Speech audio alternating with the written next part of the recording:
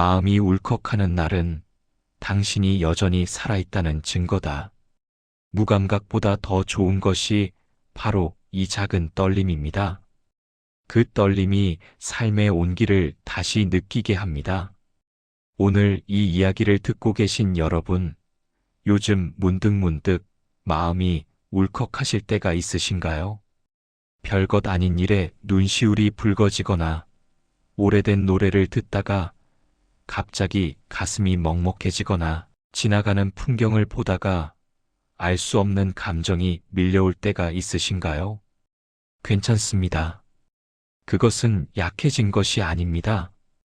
오늘 저는 그 울컥함에 대해 조금 다른 이야기를 들려드리고 싶습니다. 살다 보면 어느 순간부터 감정이 무뎌지는 것 같은 시기가 옵니다.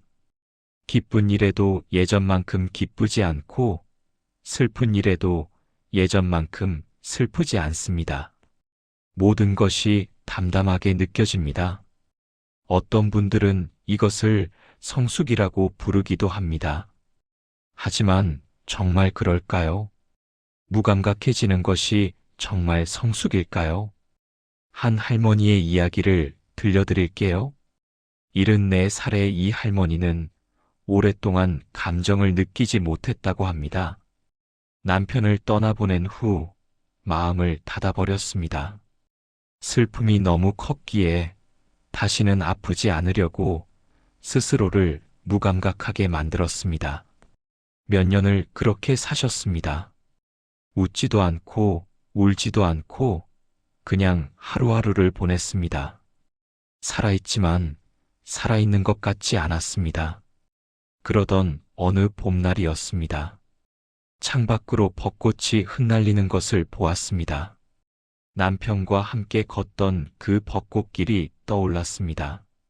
그 순간 가슴 깊은 곳에서 무언가가 올라왔습니다. 눈물이 흘렀습니다. 몇 년 만에 흘리는 눈물이었습니다.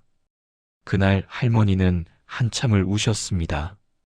그리고 울고 난 후에 이상한 일이 일어났습니다. 마음이 조금 따뜻해진 것을 느꼈습니다. 오랫동안 얼어붙어 있던 마음에 온기가 돌아온 것입니다.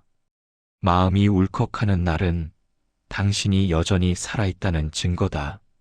무감각보다 더 좋은 것이 바로 이 작은 떨림입니다.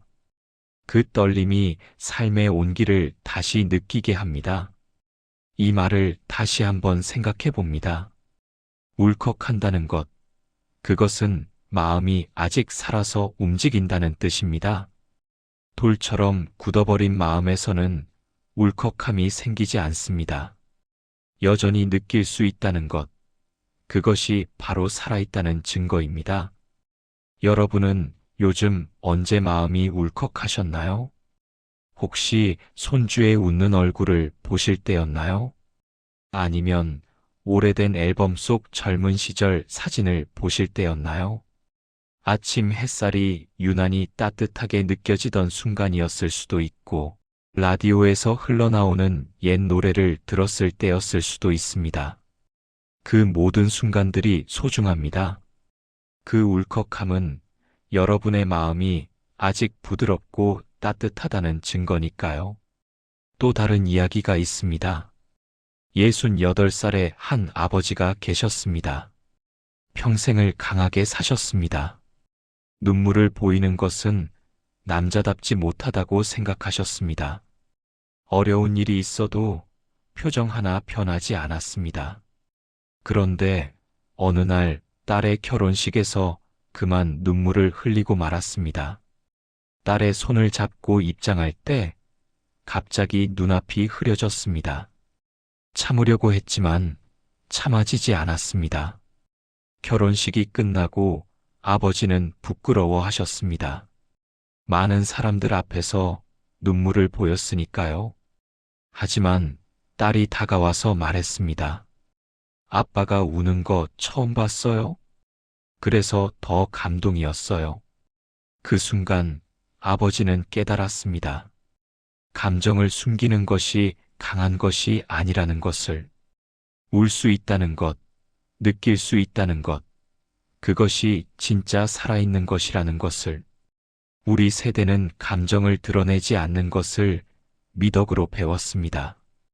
힘들어도 힘든 내색을 하지 않고 슬퍼도 슬픈 표정을 감추었습니다. 그것이 가족을 위한 것이라고 생각했습니다. 하지만 이제는 조금 달라져도 되지 않을까요? 마음이 울컥할 때 그 감정을 밀어내지 않으셔도 됩니다. 눈물이 나려고 할 때 억지로 참지 않으셔도 됩니다.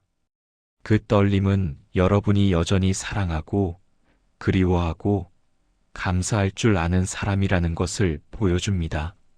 마음이 울컥하는 날은 당신이 여전히 살아있다는 증거다. 무감각보다 더 좋은 것이 바로 이 작은 떨림입니다. 그 떨림이 삶의 온기를 다시 느끼게 합니다. 이 말씀을 다시 한번 되새겨 봅니다. 삶의 온기라는 것, 그것은 무엇일까요? 저는 이렇게 생각합니다. 따뜻한 밥 한 끼를 먹으며 고마움을 느끼는 것, 오래된 친구의 목소리를 듣고 반가움을 느끼는 것, 봄바람에 흔들리는 꽃잎을 보며 아름다움을 느끼는 것, 이 모든 작은 감정들이 모여서 삶의 온기가 됩니다. 무감각해지면 이런 것들을 느끼지 못합니다. 밥을 먹어도 맛을 모르고 좋은 것을 봐도 감흥이 없습니다. 그저 시간만 지나갈 뿐입니다. 하지만 마음이 울컥할 수 있다면 여러분은 아직 이 모든 온기를 느낄 수 있는 것입니다. 한 어머니의 이야기가 떠오릅니다. 70살의 이 어머니는 어느 날 우연히 옛날 일기장을 발견하셨습니다. 30대 시절에 쓴 일기였습니다. 자녀들 키우느라 바쁘던 그 시절, 틈틈이 적어둔 짧은 글들이었습니다. 한 장 한 장 읽어 내려가다가 어머니는 울컥해졌습니다. 그때는 너무 힘들었는데 지금 돌아보니 그 시절이 얼마나 소중했는지 느껴졌습니다. 다시 돌아갈 수 없는 그 시간들이 너무나 그리웠습니다. 그날 밤 어머니는 오래된 사진들을 꺼내 보셨습니다. 젊은 시절의 자신, 어린 자녀들, 함께했던 가족들. 사진마다 추억이 담겨 있었고 추억마다 감정이 밀려왔습니다. 울컥하셨습니다. 하지만 그 울컥함이 싫지 않았습니다. 오히려 살아있다는 느낌이 들었습니다. 여러분도 그런 경험이 있으시지 않나요? 문득 과거가 떠오르며 마음이 먹먹해지는 순간, 그 순간들을 부정하지 마십시오. 그것은 여러분이 풍요로운 삶을 살아왔다는 증거입니다. 사랑해본 사람만이 그리움을 알고 함께해본 사람만이 이별의 아픔을 압니다. 울컥할 수 있다는 것은 그만큼 많이 사랑하고 많이 경험했다는 뜻입니다. 이제 천천히 마음을 정리해 봅니다. 오늘 이 이야기가 여러분의 마음에 조금이나마 닿았기를 바랍니다. 앞으로 마음이 울컥하는 날이 오면 그것을 밀어내지 마십시오. 잠시 멈춰서 그 감정을 느껴보십시오. 그것이 바로 여러분이 살아있다는 증거니까요. 마음이 울컥하는 날은 당신이 여전히 살아있다는 증거다. 무감각보다 더 좋은 것이 바로 이 작은 떨림입니다. 그 떨림이 삶의 온기를 다시 느끼게 합니다. 이 말씀을 마지막으로 한 번 더 전해드립니다. 여러분의 마음속 작은 떨림을 소중히 여기십시오. 그것이 여러분을 따뜻하게 만들고 여전히 이 세상과 연결되어 있게 합니다. 오늘 하루도 자신에게 다정하게 대해주시기 바랍니다. 여러분의 마음에 따뜻한 온기가 가득하기를 바랍니다.